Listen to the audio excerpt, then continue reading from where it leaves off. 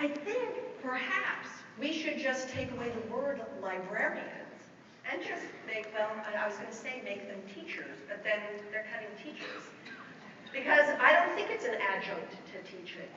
I think what you offer, what you offered me, and what you offer my son, and what you offered my daughter, is the resource language, the critical thinking, as Kathy talked about, the place to bring an idea and then watch it grow. The teachers don't have time for that. That's what libraries, that's what resource teachers are supposed to do. And unfortunately, we're in a place now where that is being threatened. I recently read this amazing book called No Great Mischief by this man named Alistair MacLeod. And I loved it. And in the middle of the book, there was a sentence. And I remember I read the sentence and I went, oh, there it is. I've been looking for it my whole life. And I wrote it down, I called a bunch of people, and then I finished reading the book. And at the end of the book, it's the last sentence again. I didn't know. I hadn't read the book. The last sentence of the book is that sentence in the middle of the book. All of us are better when we're loved. And I would like to add, all of us are better when we're taught. And that will make us better. There's nothing in this country that's going to make us better than teaching and being taught. And I am, again, if there was something I could do to help you, I will. There are a lot of people pontificating about ways to fix this. I am not a politician. I did barely get through high school. I would not be the one to fix it, but I know that there's an option to fix this. People say books are dead. There's a lot of humdrum about books are dead. And in the New York Times, this man named James Gleick, do you know him? Very interesting guy, has really good ideas on education. He said that a book is perfect. It's a tool ideally suited to its task, that hammers can be tweaked and varied, but will never go obsolete. Likewise, the bicycle is alive and well, that phonograph records and CDs and cameras are all about storing bits, and that words too can be converted into bits, but there is something peculiar, something particularly direct about the path from the page to the brain. His idea is that the industry should go back to an old-fashioned idea that a book printed in ink on durable paper, acid-free for longevity, is a thing of beauty. Make it as well as you can. People want to cherish it. Now, I have the great pleasure, very sad pleasure, of portraying a woman named Maggie Green, whose little boy, Nicholas Green, was killed in Italy when they were on a family vacation. I don't know if you remember that story. They were traveling, there was a random shooting, he was shot, and he died, and they ended up donating all of his organs to families in Italy. And it changed forever the way that transplants and transplantation was looked at in Europe, and particularly in Catholic countries. And his legacy now lives on and on and on. And he had a huge impact. And we made the film for television, and I played Maggie Green. And there's a moment when they're in the hospital before they're going to make the decision to take him off of his life support. He's on life support, obviously, waiting for the organs to be harvested, and then they're going to turn off his life support.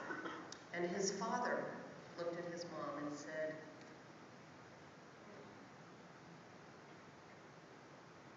I think the thing I'm going to miss most is the weight of him in my lap while we're reading a book. That moment with a child, where you are sitting, as a parent, I'm sure you guys have all experienced it, as teachers we've all experienced it, as librarians you've experienced it.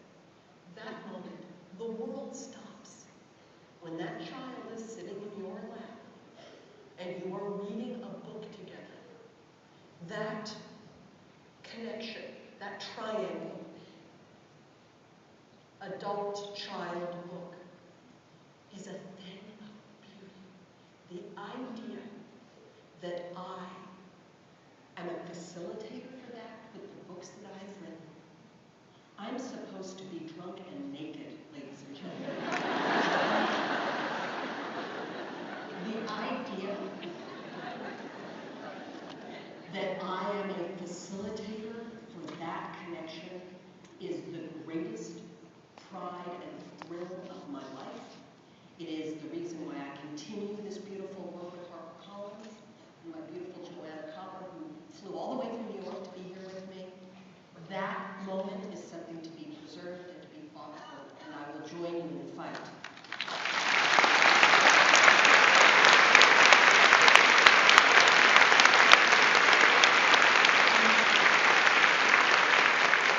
You are the gatekeepers.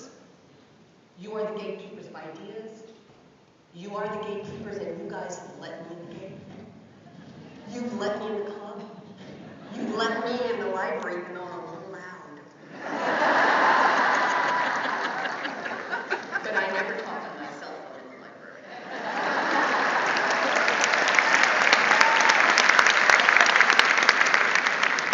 Although I have texted.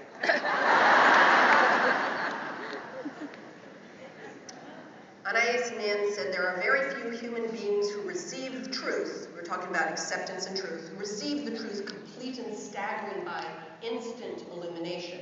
Most of them acquire it fragment by fragment on a small scale, by successive developments, cellularly, like a laborious mosaic. Well, if you were sitting where I am, you're not, you would be, you are a mosaic. You're a mosaic of cultures, you're a mosaic of backgrounds, you're a mosaic of passions and interests. And if you literally could see what I'm saying, and you know what, I'll take a cell phone picture and email it to all of you.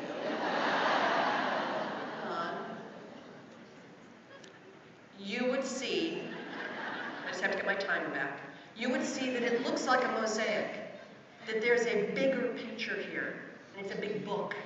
It's a big library, and it's like those Chuck Close photographs, you know, where they're all little bits that create one bigger unit. That's what you are. That's what I'm seeing here today, and I certainly think that's what the government will feel when you all show up this afternoon. Here's what you need to know a little bit about me, because you don't really know much about me. You've heard me say, accept the things you cannot change, courage to change things you can. Okay, what can I change? A lot.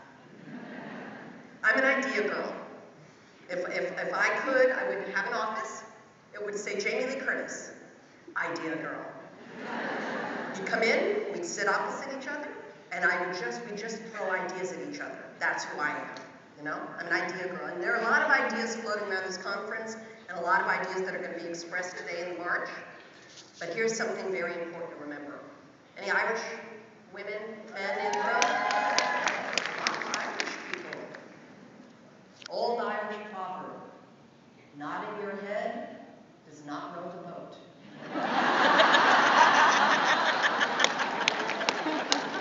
You gotta row your boat. That means a lot of hard work. That's going to mean a lot of grassroots work. That's going to mean that sort of old-fashioned, roll-up-your-sleeves, hard work. This change is not going to come about unless we row the boat.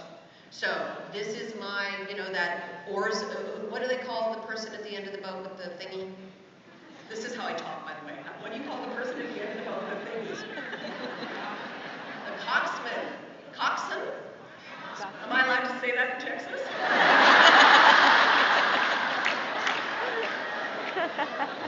Coxswain. Am I allowed to say that in Texas? Very nervous. I'm from California.